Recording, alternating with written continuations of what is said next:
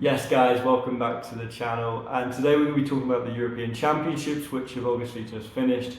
For anybody wondering, I'm not bitter, okay, maybe just a little bit bitter, but regardless, we're going to be talking about 5 players that I think stood out in the competition and could be worthy of moves away from their respective clubs this summer.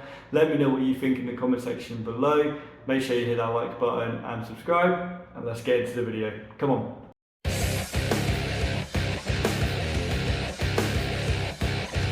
Okay guys, let's get into the video. So we're going to start with the 23-year-old Georgian goalkeeper, Georgi Mamadashvili. Now at the age of 23 years old, he's already made himself a national hero just by taking Georgia to the competition. It's their first ever international competition and he did a remarkable job. He made the most saves of any goalkeeper in the tournament. Only got knocked out really in the round of 16 by, eventual winner Spain. Again, I'm going to be saying it a few times in this video, I'm not bitter. But regardless, at 23 years old playing for Valencia, it could be possible that big teams around Europe would be after his signature this summer. Next up on this list is Jako Rijal. The 25-year-old Slovenian had a great tournament as they kept clean sheets against tournament favourites England and Portugal. Being an absolute wall for his team, he showed off his speed and ability to read the game and was only knocked out of the tournament by a penalty shootout heartbreak against Portugal. Could he be on the move this summer? Let me know what you think. The next name to feature in this list for me is Mark Guehi. Now England did reach the final, I'm not bitter, but Mark Guehi was one of the few players that I think had a really good tournament. Whilst we missed Harry Maguire, ever-present, reliable player for England regardless of what he does for Manchester United, and we missed Luke Shaw up until the final, we were lacking in defence, but Mark Guehi showed that he was ready for the big occasion. I thought he had a great tournament, the way that he just kind of looked so natural in the team for England as well. It looked like he'd been playing for England for a long time. I think it's also worth mentioning Ezri Konsa as well, okay? He only started one game, but when he did start against Switzerland and when he came off the bench as well, I thought he had a great game. But I think it's actually a surprise for me that Mark Guehi didn't make it into the team of the tournament for the competition, but nonetheless, I thought he had a great tournament. And now going from one runner-up to one winner, Spain could easily have the likes of Dani Olmo, obviously Rodri, who won player of the tournament, Nico Williams, Lamine Yamal, many players easily fitting into this list. We could have had 5 just of Spanish players, but one that I'm going to pick out is the PSG midfielder Fabio Ruiz. Fabio Ruiz had 2 goals, 2 assists.